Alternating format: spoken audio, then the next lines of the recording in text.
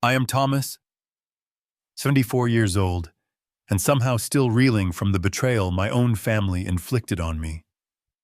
As a retired postal inspector, I thought I'd earned a peaceful retirement in my house overlooking Rehoboth Bay. Last Tuesday morning, my son Stephen showed up with his family and 6 suitcases claiming they needed to stay for renovations. Between his forced smiles and his wife Patricia's dismissive attitude, Stephen announced they'd be moving in for weeks, maybe months. "Don't worry, Dad, we won't be any trouble," he said, already directing Patricia toward my master bedroom. I simply nodded and tried to hide my unease. That evening, I overheard them planning to convert my home office into a permanent bedroom for Patricia's parents. Before I continue this story, let me know where you are watching from in the comments below. Hit like and subscribe if you have ever had family members who took your kindness for weakness. Living in Henlopen Acres meant tranquility to most people, but inside my 2-story colonial home, tension began filling every corner the moment they arrived. My house, with its bay windows and wraparound porch overlooking the water, had been my sanctuary with Martha for 40 years. My bedroom, where Martha's pictures still sat on the dresser, and her favorite yellow paint still brightened the walls, became their master suite within hours of their arrival. From retirement until that morning, I had maintained my independence, managed my finances, and kept the house exactly as Martha and I had arranged it.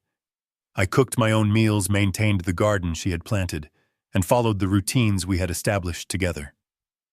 Patricia immediately began rearranging everything. She threw out my groceries, calling them expired and unhealthy.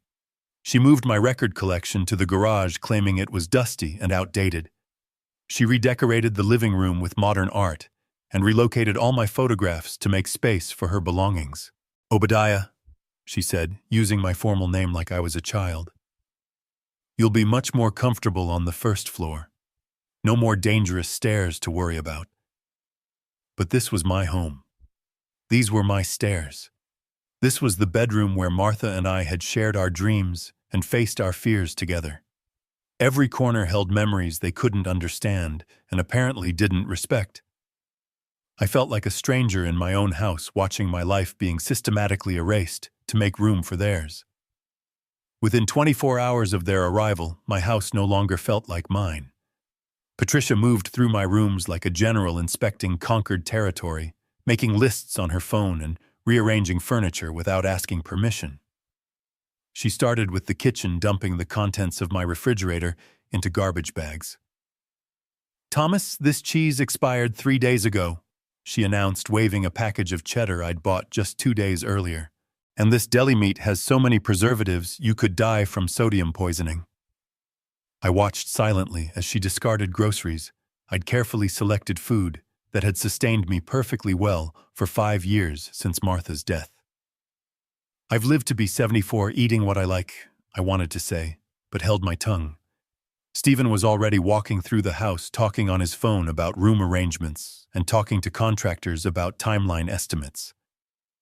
"Dad," he said, returning to the kitchen where Patricia continued her food purge, "Patricia and I will take the master bedroom. You'll be more comfortable on the first floor anyway. No stairs to worry about, and the guest room bathroom is right there." My heart clenched. The master bedroom had been Martha's and my sanctuary for 40 years. Her photographs still stood on the dresser, her books remained on the nightstand, her favorite lavender sachets still scented the closet. It was where we'd planned our retirement, where she'd fought her final battle with cancer, where I'd held her hand as she slipped away. "I'm quite comfortable in my bedroom," I replied, keeping my voice steady. "I climb those stairs every day. It's good exercise for someone my age." Patricia intervened with that patronizing tone I was already learning to hate. "Thomas, you're 74 years old. It's dangerous to navigate stairs at your age, especially at night when you need the bathroom. What if you fall and break a hip?"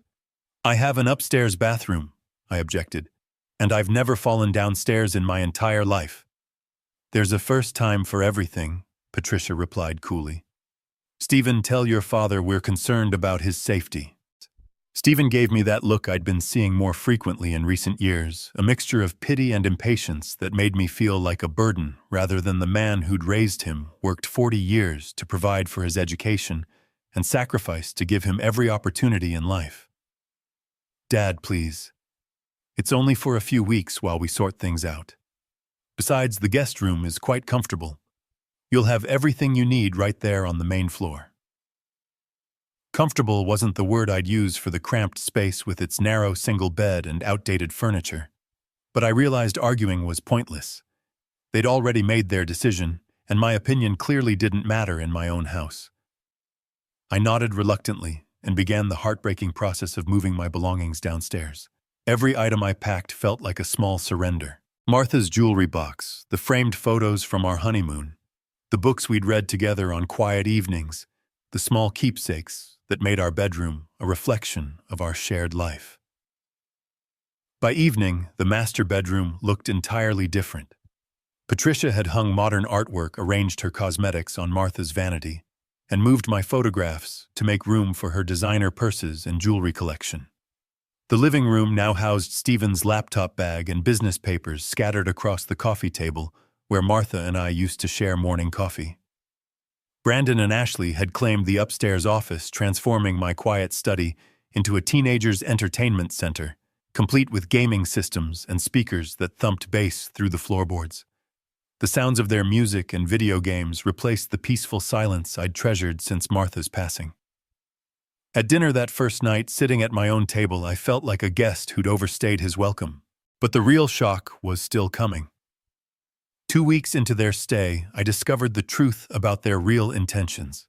It came from Ashley, my 19-year-old granddaughter, who knocked quietly on my cramped bedroom door one rainy Sunday afternoon.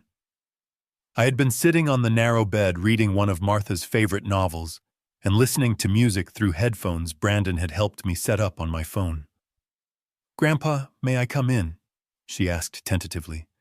Her voice carried an urgency I hadn't heard before. "Of course, sweetheart." I was surprised and pleased. Ashley had barely spoken to me since they'd arrived, usually rushing past with her phone pressed to her ear or disappearing upstairs to her room. She entered and stopped in the doorway, looking around at what my life had become. Boxes of my belongings stacked against the walls, photo albums piled on the small dresser, books everywhere because there wasn't enough shelf space. It was the first time she'd seen how thoroughly I'd been displaced from my own home. "Wow," she said softly. "I didn't realize you had to bring everything down here." "Not everything," I replied. "Your mother decided most of my things were outdated or took up too much space." Ashley sat on the edge of the bed, fidgeting with the hem of her college sweatshirt. "Grandpa, I came to warn you about something. I overheard Mom and Dad talking last night when they thought I was asleep." Something in her voice made me close the book and give her my full attention. "What about Mom's parents are moving here? Grandma Linda and Grandpa Richard. They're selling their house in Ocean City." She paused, meeting my eyes. "They already have a buyer lined up." Even though I'd suspected something like this was coming, hearing it confirmed felt like a physical blow. The house was large, but not large enough for 7 adults. "Where do they plan to put them?" Ashley's face crumpled with genuine distress. "That's why I came to warn you. Mom and Dad think you'd be better off somewhere else. They've been looking at places, assisted living facilities." My blood went cold. "What kind of facilities?" "There's a place called Sunset Manor in Lewis. They went to tour it yesterday while you were at your doctor's appointment. They said you'd be better taken care of there with professionals who understand elderly care." I knew Sunset Manor by reputation. It was the cheapest nursing home in the area, constantly understaffed and known for its institutional atmosphere. The local newspaper had run several investigative articles about neglect and poor conditions there. "When are they planning to tell me about this decision they've made for me?" Ashley looked down at her hands.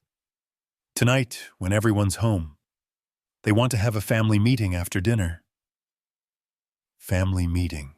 As if I were still part of the family, rather than an inconvenience to be managed. "Did they mention how long they expect me to stay at this place?" She was quiet for a long moment. When she finally spoke, her voice was barely above a whisper. Mom said it would be permanent. She thinks you can't live alone anymore, and they're too busy with work and college expenses to take care of you properly. Take care of me. I had been taking care of myself perfectly well for 5 years since Martha died. I managed my finances, maintained the house, cooked my own meals, drove my own car, and kept all my medical appointments. The only thing I couldn't do was prevent my own family from treating me like an invalid. Grandpa, I tried to talk to them. Ashley continued, tears starting to form in her eyes. I told them you seem fine to me, that maybe they could hire someone to check on you instead. But Mom said the decision was already made. They put down a deposit. A deposit. They had already committed my future without consulting me, just like they'd committed to taking over my bedroom, my kitchen, my entire life. I felt anger rising in me, but also a strange clarity. Ashley, I want you to know that none of this is your fault. You couldn't have changed their minds even if you'd tried harder. But it's not fair, she said, wiping her eyes. This is your house. You built a life here with Grandma Martha. They shouldn't be able to just ship you off because it's inconvenient to have you around. Out of the mouths of babes, my 19-year-old granddaughter understood something that apparently escaped her parents completely. This wasn't about my welfare or safety. This was about their convenience and their plans for my property. What are you going to do? Ashley asked. I looked at her young face full of genuine concern and love and made a decision that would change everything. I don't know yet, sweetheart, but I'm not going down without a fight. That evening's family meeting unfolded exactly as Ashley had warned me it would. Stephen gathered everyone in the living room after dinner, arranging chairs in a semicircle like a tribunal. I sat in my old recliner, the only piece of furniture Patricia hadn't been able to relocate, and watched the faces of my relatives prepare to deliver my sentence. Dad, Stephen began, his tone artificially cheerful. We want to talk about your future, about what's best for everyone. My future.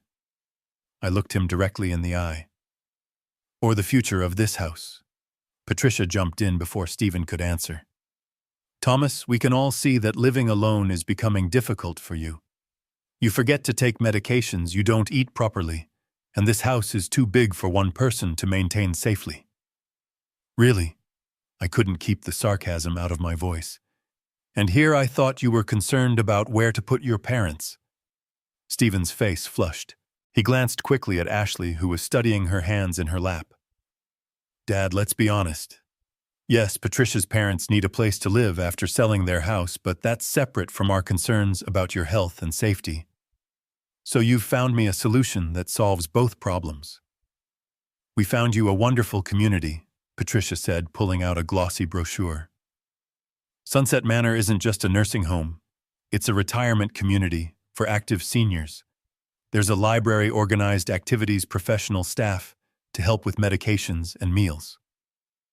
I knew she was lying. Sunset Manor was notorious for its minimal services and institutional atmosphere, but I also knew that arguing about the quality of their chosen prison wouldn't change their minds.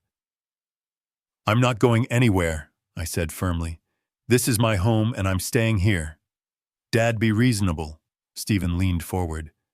You can't live here alone, and we can't take care of you while managing our own responsibilities. We have careers. We have Brandon starting his senior year, Ashley's college tuition to consider. I didn't ask you to take care of me, I reminded him. You moved in here and decided to run my life. Now you want to ship me off to make room for Patricia's parents. Thomas, how can you say that? Patricia's voice rose with indignation.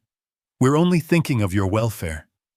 You could fall down those stairs, have a medical emergency with no one around to help, forget to turn off the stove and burn the house down.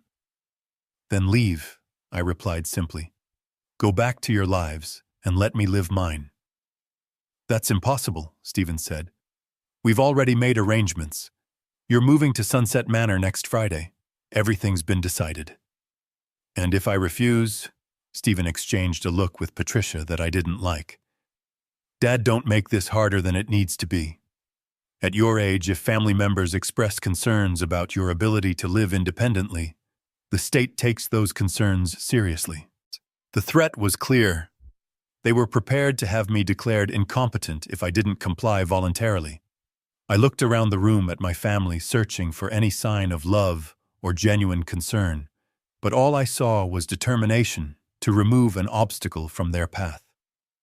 Fine, I said quietly. I'll go to your nursing home, but don't expect me to forgive you for this. The relief on their faces told me everything I needed to know about their true motivations. The next 5 days passed in a blur of packing and silent resentment. Patricia supervised the selection of my belongings, like a customs officer, deciding what would fit in the small room at Sunset Manor and what was unnecessary clutter. Most of my books, my collection of Postal Service memorabilia, and boxes of photographs were relegated to the garage for safekeeping. On Friday morning, I found myself sitting in the passenger seat of Stephen's SUV, watching my house disappear in the rearview mirror. The drive to Sunset Manor took 30 minutes, long enough for me to absorb the finality of what was happening. I was leaving the home Martha and I had shared, the place where we'd planned to grow old together, to spend my remaining years in institutional care. Sunset Manor looked exactly as depressing as I'd expected. A 3-story brick building surrounded by manicured but lifeless landscaping, with elderly residents visible through windows, sitting motionless in wheelchairs, or staring at television screens in the common areas. The smell hit me as soon as we walked through the front door, disinfectant, mixed with cafeteria food, and the unmistakable odor of people waiting to die. The intake process took 2 hours. Forms to sign, medical information to transfer, room assignments, and meal schedules to review. My new home was a 10 by 12-foot space with a narrow bed, a small dresser, and a bathroom barely large enough to turn around in. Stephen and Patricia helped me unpack my 2 suitcases, a process that took all of 15 minutes given how little I'd been allowed to bring. "We'll visit soon, Dad," Stephen promised as they prepared to leave, "once we get settled with Patricia's parents and finish the renovations." But his eyes avoided mine, and I knew these visits would be infrequent at best. After they left, I sat on the edge of my bed and allowed myself to feel the full weight of my situation. At 74, I had been discarded by my own family, warehoused in a place that felt more like a prison than a home. The walls of my room were bare. The window looked out onto a parking lot, and the only sounds were the shuffle of nurses' feet in the hallway and the distant murmur of confused elderly voices. That's when I heard a familiar voice from the doorway. "Thomas Miller." I looked up to see a tall, thin man with gray hair and a surprised expression. It took me a moment to recognize Walter Hoffman, my old colleague from the Postal Service. We'd worked together for 15 years before he transferred to the Delaware office, and I hadn't seen him in over a decade. "Walter, what on earth are you doing here?" "I've been here 8 months, he replied, stepping into my room. "After my stroke last year, my daughter decided she couldn't handle my care anymore. Too much responsibility, she said." His voice carried the same bitter edge I was feeling. We talked through lunch and well into the afternoon. Walter told me about losing his independence, watching his daughter sell his house and dispose of his belongings, and gradually accepting his fate in this place. But as we spoke, I noticed something different about Walter compared to the other residents I'd observed. His mind was sharp, his conversation engaging, and despite his physical limitations from the stroke, he seemed far from ready to give up on life. "But you," he said, studying me carefully, "you don't belong here. You're walking fine, your mind is clear. You don't need assistance with daily activities. What's your story?" I told him everything. The sudden arrival of Stephen's family, the gradual takeover of my home, Patricia's systematic erasure of my life, and finally the ultimatum about Sunset Manor, or legal guardianship. Walter listened without interruption, his expression growing more incredulous with each detail. "And the house is still in your name?" he asked when I finished. "Yes." Stephen was supposed to have it transferred to him 2 years ago, but he kept postponing it. Something about tax implications and waiting until after I couldn't finish the sentence. Until after you died, Walter completed bluntly. He had always been direct about uncomfortable truths. So legally, you still own the property they're living in. Technically, yes, but what good does that do me now? Walter leaned back in his chair, with a calculating expression I remembered from our postal service days when he was working out a particularly complex routing problem. Thomas, my friend, you might have more power in this situation than you realize. What do you mean? I mean that if you own that house outright, you can do whatever you want with it, including selling it. The idea hit me like lightning. Sell the house, but it's been my home for 40 years. It's where Martha and I built our life together. And now your son and his wife have taken it from you anyway. They're living there using your belongings, sleeping in your bedroom, and you're stuck in this place. Walter's eyes gleamed with the spark of an idea forming. What if you could get your house back and teach them a lesson at the same time? For the first time since this nightmare began, I felt something that might have been hope stirring in my chest. Walter's nephew, Marcus, turned out to be exactly what I needed: a sharp real estate agent with a reputation for handling delicate situations. He visited Sunset Manor the next day, ostensibly to see his uncle, but actually to meet with me in the small garden behind the building where residents rarely ventured. Uncle Walter explained your situation, Marcus said, settling onto the weathered bench beside me. And I think I can help you. Property values in Rehoboth Beach have skyrocketed in the past 2 years. A waterfront house like yours, even with the complications, will attract serious buyers. What complications? I asked, though I suspected I knew the answer. Well, your son and his family are currently living there. Most buyers wouldn't want to deal with evicting tenants, even family members. But I have a client who might be perfect for your situation. Marcus pulled out his phone and showed me photos of an impressive waterfront property. Jonathan Baker. He's 55, recently sold his chain of restaurants in Virginia, and he's looking for a retirement home on the Delaware coast. More importantly, he's specifically interested in properties where he can build a guest house or in-law suite. My heart jumped. A guest house? Exactly. Your lot is large enough to accommodate a separate structure. If we can find a buyer willing to let you live in a guest house on the property, you'd have your independence back while still being near the water you love. The idea was almost too good to believe. But how would we manage the showings? I can't exactly waltz up to my former front door with potential buyers while Stephen and Patricia are living there. Marcus smiled, the kind of smile that suggested he'd handled trickier situations. Leave that to me. Sunset Manor has a program of day trips for residents. Museums, shopping centers, gardens. Very common for family members or friends to take residents on these outings. You'll be officially visiting the botanical gardens while actually touring your property with Mr. Baker. Over the next week, Marcus worked his magic behind the scenes. He prepared all the paperwork, researched comparable sales in the area, and most importantly, arranged for me to meet Jonathan Baker. When the day came, I joined a group of residents boarding a van for what the staff believed was a trip to see the spring flowers at the Rehoboth Beach Botanical Gardens.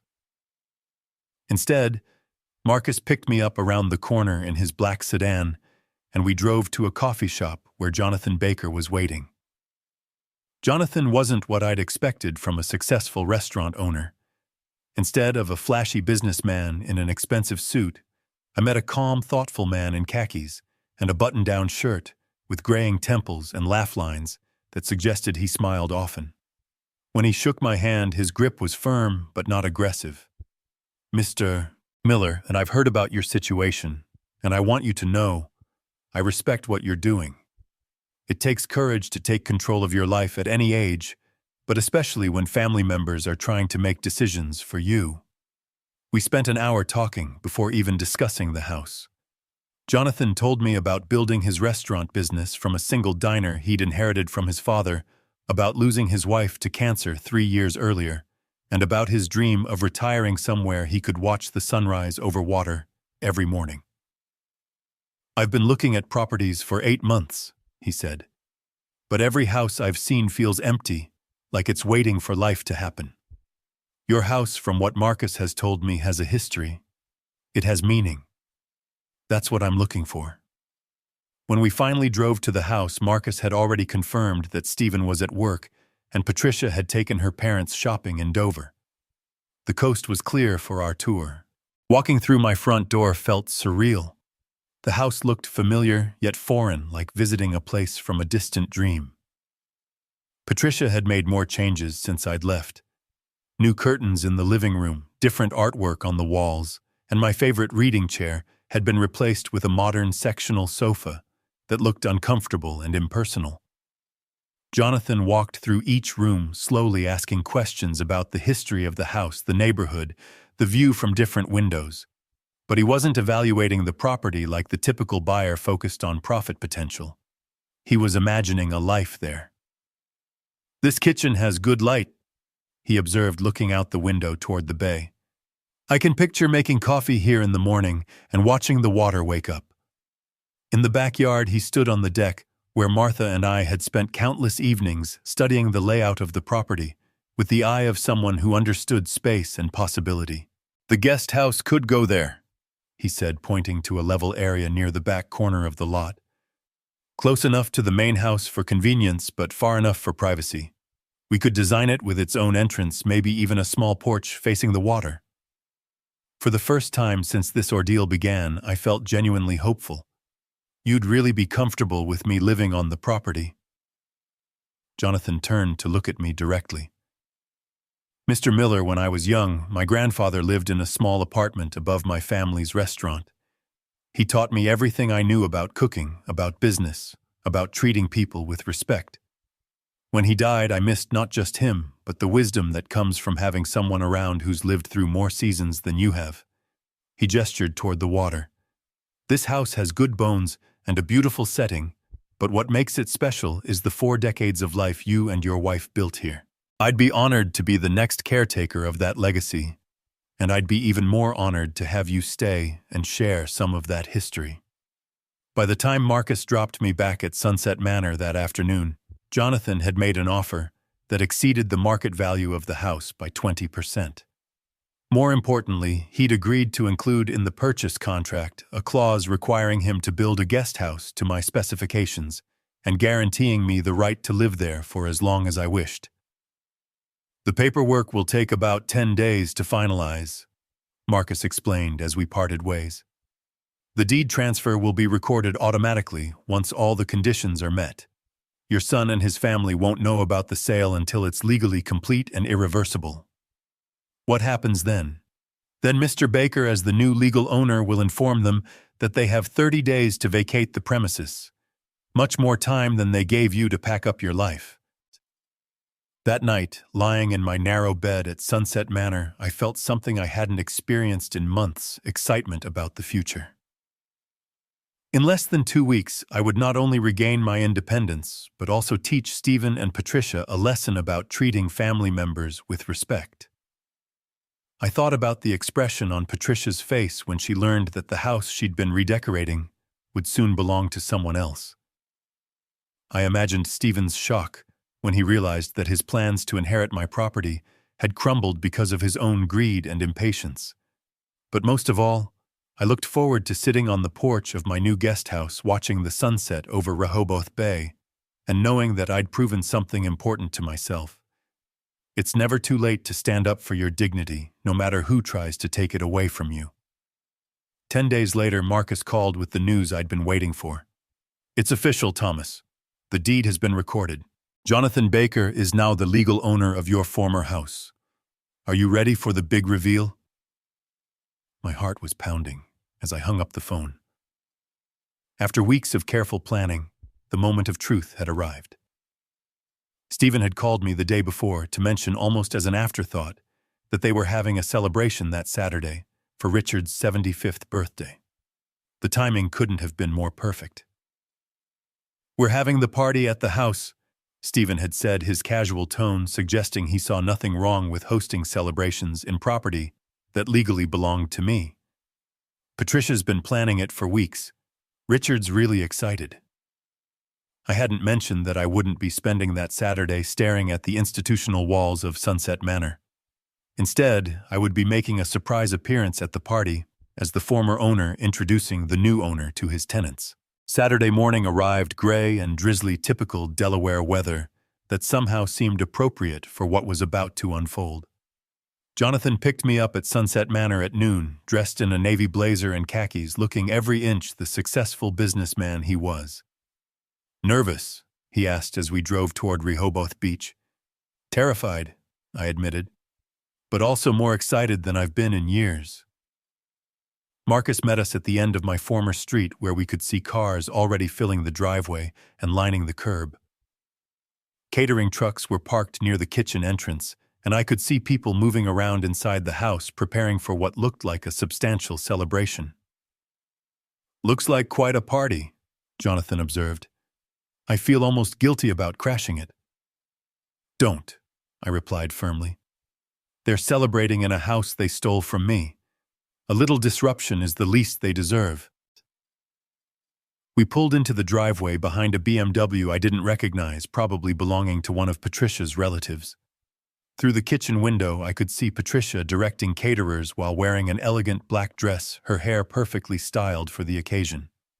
She looked like a woman who had everything under control, completely unaware that her world was about to be turned upside down. Stephen answered the door wearing a dress shirt with the sleeves rolled up, clearly in the middle of party preparations. His face went through a series of expressions when he saw me standing on the porch: surprise, confusion, and finally something that looked like panic. "Dad, what are you doing here?" "Hello, Stephen," I said, keeping my voice calm and pleasant. "I've come to visit my house, or rather my former house." Before Stephen could respond, Jonathan stepped forward with his hand extended. "Stephen Miller, I'm Jonathan Baker, the new owner of this property. Thank you for taking such good care of it." The color drained from Stephen's face as he automatically shook Jonathan's hand. "New owner? What are you talking about?" "May we come in?" Jonathan asked politely. "I think we should discuss this inside, especially since you have guests arriving." Stephen stepped back wordlessly, his mouth opening and closing, like a fish out of water. We walked into the living room, which was decorated with balloons and streamers for Richard's birthday party. The furniture had been rearranged to accommodate more seating, and I could see that Patricia had gone all out with flowers, professional catering, and even hired musicians setting up in the corner. "Stephen, who's at the door?" Patricia appeared from the kitchen, stopping dead when she saw me. "Thomas? What on earth are you doing here?" "Patricia, I'd like you to meet Jonathan Baker," I said, gesturing to my companion. "The man who bought this house from me last week." The silence that followed was so complete I could hear the caterers clinking dishes in the kitchen and the musicians tuning their instruments on the deck. Patricia's face went through the same color changes as Stephen's, from confused to pale to flushed with anger. "Bought the house," she repeated, her voice rising to a pitch that made several guests in the next room turn to look. "What do you mean, bought the house?" "I mean exactly what I said," I replied calmly. "I sold the house to Mr. Baker. The deed was transferred and recorded on Tuesday. You have 30 days to vacate the premises." At that moment, Richard and Linda Foster entered the living room dressed in their party best and clearly expecting to enjoy their celebration. Richard was a tall, distinguished man who carried himself with military bearing, while Linda was perfectly groomed and obviously accustomed to being the center of attention at social gatherings. "What's going on here?" Richard demanded, taking in the tense scene before him. "Patricia, who are these people?" "This is Thomas," Patricia said through gritted teeth, "and apparently he's sold the house out from under us." Linda's hand flew to her chest in theatrical shock. "Sold the house? How could he sell the house when you live here?" "Because it was legally his house to sell," Jonathan answered before I could respond. "And I'm the buyer. I'll be taking possession in 30 days, as outlined in the purchase agreement." "This is impossible," Stephen said, finally finding his voice. "Dad, you're living in a care facility. You can't make major decisions like selling property without family consultation. I'm living in Sunset Manor because you forced me there, I replied. And I was declared fully competent by an independent physician before signing any papers. The sale is completely legal.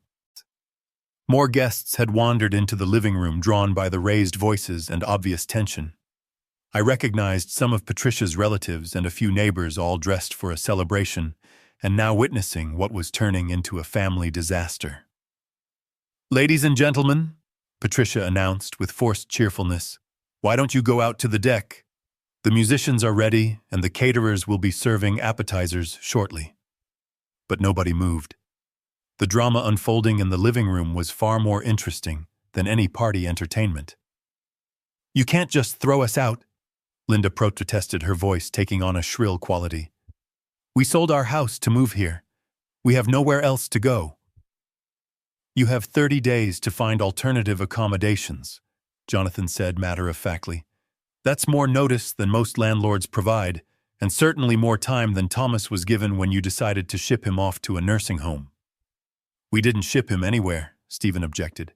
"Dad needed professional care. He couldn't manage this big house on his own anymore." "Really?" I looked around the room at all the guests watching our confrontation. "Then why did you move your entire family in here instead of hiring the professional help you claimed I needed?" Patricia stepped closer to me, her eyes blazing with anger. "Thomas, you don't understand what you've done. This isn't just about us. Stephen has a job here, the children have school, we have commitments, responsibilities." "And I had a life," I replied quietly. "A life you dismantled piece by piece until I felt like a stranger in my own home. You threw away my belongings, you took over my bedroom, you treated me like an inconvenience to be managed rather than the man who raised your husband and owned the house you were living in." The room had gone completely silent, except for the sound of the musicians on the deck, who were apparently unaware of the drama happening inside. Even the caterers had stopped moving around, listening from the kitchen doorway. "The sale cannot be legal," Richard declared with the authority of someone accustomed to having his pronouncements accepted without question. "Stephen, call our lawyer immediately. This man took advantage of an elderly person in a vulnerable state." "I'm standing right here," I said firmly. "And I'm neither vulnerable nor incompetent. I'm a 74-year-old man who got tired of being treated like a burden by people who were supposed to love and respect me." Jonathan cleared his throat. "Perhaps we should discuss the practical details. You have until October 15th to relocate. I'll be hiring contractors to build a guest house on the property where Thomas will be living, so construction will begin shortly after you vacate." The implications hit Patricia like a physical blow. "You're building him a house here on this property?" "A guest house, yes. Thomas will have his independence while remaining near the water he loves. It seemed like the perfect solution for everyone." "Except for us," Stephen said bitterly. "What are we supposed to do? Where are we supposed to go?" I looked at my son, seeing not the grateful child I'd raised, but the entitled man he'd become. "You're supposed to do what millions of adults do every day, Stephen. Find housing you can afford with your own resources. Rent an apartment, buy a smaller house, figure it out, like everyone else has to." "This is insane." Patricia turned to the guests, who were still standing in uncomfortable silence. "I'm sorry, everyone. We're having a family crisis. Perhaps we should postpone the celebration." "Oh no," I said, surprising everyone, including myself. "Don't cancel the party on my account. Mr. Baker and I just wanted to deliver the news personally and answer any questions about the transition. We'll leave you to enjoy Richard's birthday." As we walked toward the door, I heard Patricia hissing at Stephen about lawyers and legal challenges and how this couldn't be happening. But Jonathan had been thorough in his preparation, and Marcus had assured me the sale was ironclad. Standing on the porch where this whole ordeal had begun weeks earlier, I took one last look at the house where Martha and I had been so happy, where I'd raised my children, where I'd expected to spend my final years in peace. "Any regrets?" Jonathan asked quietly. I thought about that question, as we walked to his car, listening to the stunned voices from inside the house trying to process what had just happened. Did I regret disrupting their party? Did I regret shocking them in front of their guests? Did I regret taking back control of my life in such a dramatic fashion? None whatsoever, I replied. For the first time in months, I feel like myself again. The phone calls started within hours of our departure from the party. The staff at Sunset Manor informed me that Stephen had called 3 times before dinner, demanding to speak with me about reversing this insanity and threatening legal action if I didn't come to my senses immediately. When I finally returned his call that evening, his voice was a mixture of anger and desperation that I'd never heard before. "Dad, you've made a terrible mistake. We've consulted with an attorney and there are grounds to challenge this sale. You were living in a care facility when you signed those papers. Any judge would question your mental capacity." "Stephen," I replied calmly, "I was evaluated by an independent physician before signing anything. Dr. Harrison confirmed that I'm mentally competent and fully capable of making my own decisions. Your lawyer will find that the sale is completely legal and binding." "But where are we supposed to go?" The desperation in his voice was becoming more pronounced. "Patricia's parents sold their house. The kids have school. I have my job at the accounting firm. Our whole life is built around being here." "Then you should have thought of that before you decided to throw me away like garbage." I surprised myself with the firmness in my voice. "You made your choice when you prioritized your convenience over my dignity. Now you get to live with the consequences." Over the next week, they tried every strategy they could think of. Patricia called pretending to be concerned about my welfare, suggesting that I was being manipulated by strangers who wanted to take advantage of me. "Thomas, you don't really know this Jonathan Baker person. How can you trust him with your future?"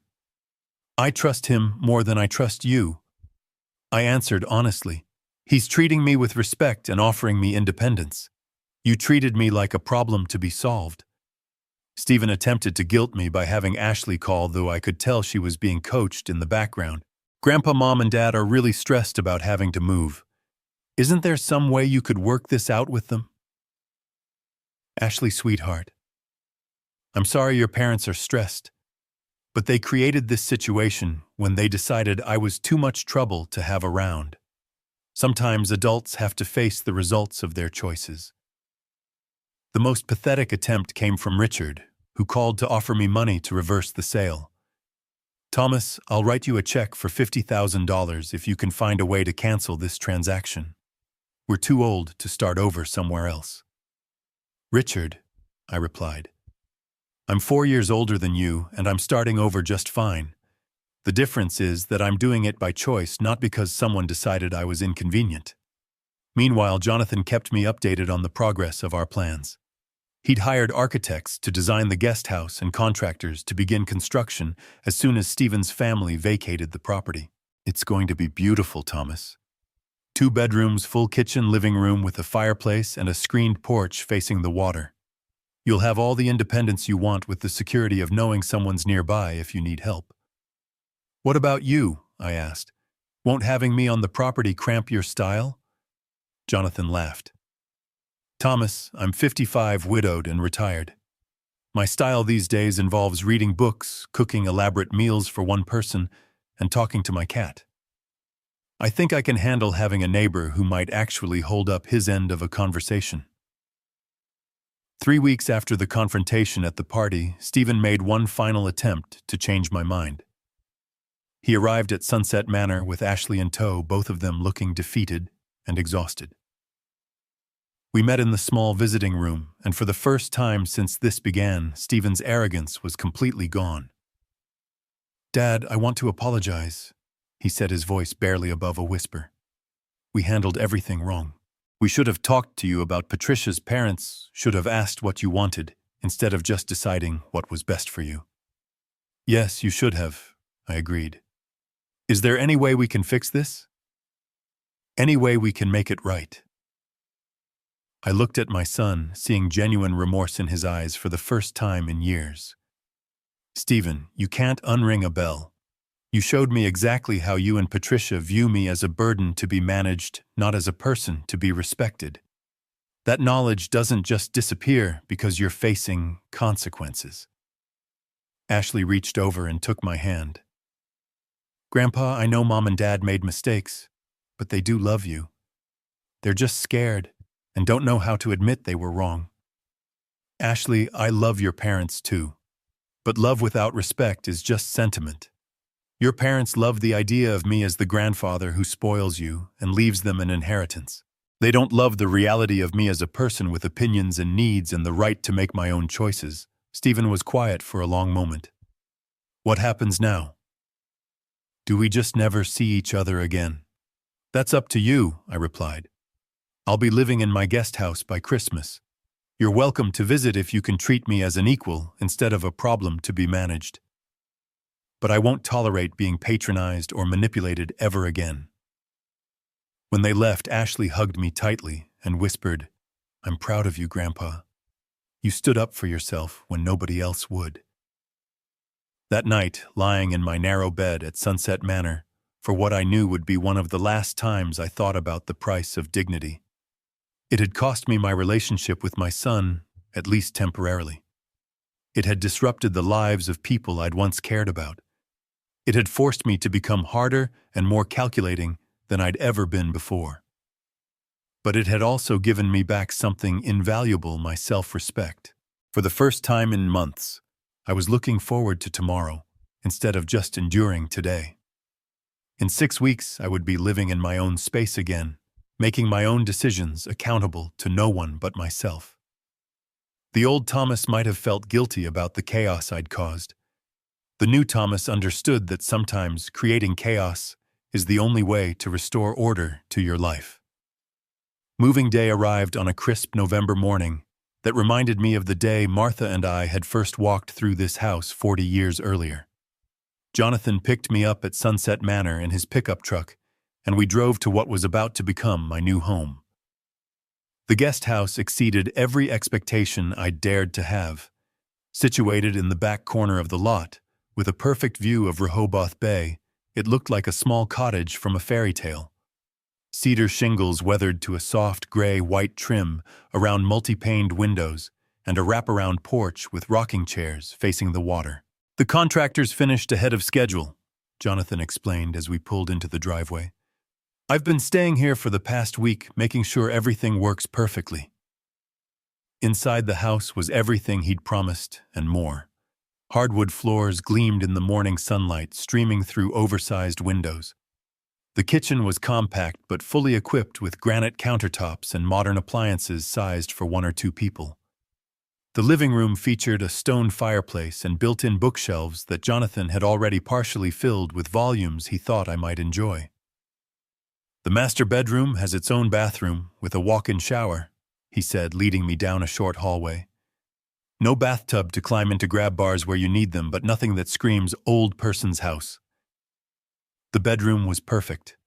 Large enough for a comfortable bed and reading chair with French doors opening onto the porch and a view of the water that took my breath away.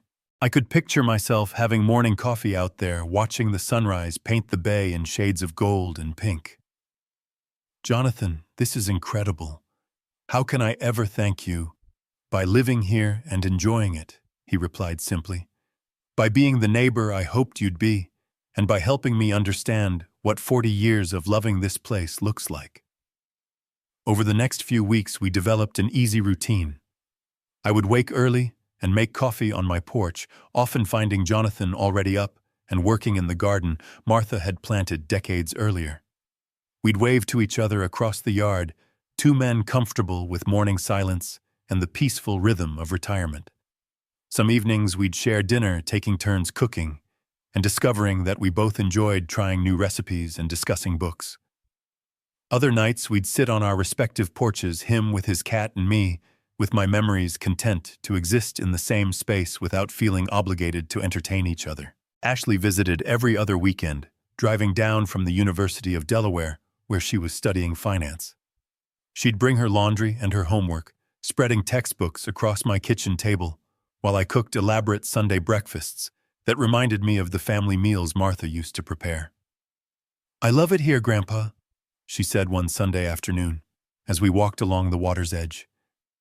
"It feels like you again. Not the sad, angry person you became when Mom and Dad were controlling everything, but the grandfather I remember from when I was little." "I love it too, sweetheart. For the first time in years, I feel like I have a future worth looking forward to."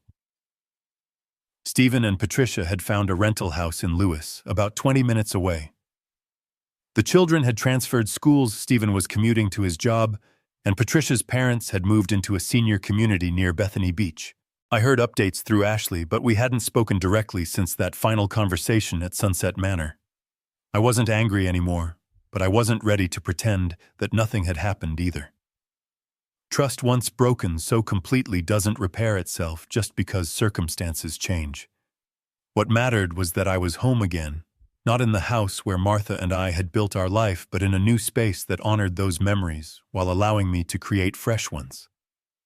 I was 74 years old, living independently, making my own choices, and proving every day that dignity and respect aren't luxuries for the elderly, but necessities for anyone who wants to call their existence living rather than just surviving. Spring arrived early that year, bringing with it the kind of renewal I hadn't felt in decades. I was sitting on my porch one evening in March watching the sun set over Rehoboth Bay when I heard a car pull into the main driveway. Through the garden I could see Stephen getting out of his sedan, standing for a moment, as if gathering courage. He walked slowly across the yard toward my guest house, and I noticed he looked older, more weathered than I remembered. When he reached the porch steps, he stopped and looked up at me with an expression I hadn't seen since he was a child, who'd broken something valuable and needed to confess. "Dad, could we talk?" I gestured to the empty rocking chair beside me. "Of course." He sat down carefully, staring out at the water for a long time before speaking. "I've been thinking about what you said, about respect, about treating you like a person instead of a problem." His voice was quiet, uncertain. "You were right. We were wrong. I don't know if you can forgive us, but I needed you to know that I understand now what we took from you." We sat in comfortable silence as the last light faded from the sky. Some wounds heal with time. Others require acknowledgement before they can begin to mend. "I've missed you, Dad. I've missed you too, son." It wasn't forgiveness, not yet. But it was a beginning. And at 74, I'd learned that sometimes a beginning is enough. Never let others define your worth or control your destiny regardless of age. Family bonds built on manipulation crumble, but dignity and self-respect once reclaimed create the foundation for genuine happiness. It's never too late to stand up for yourself and start fresh.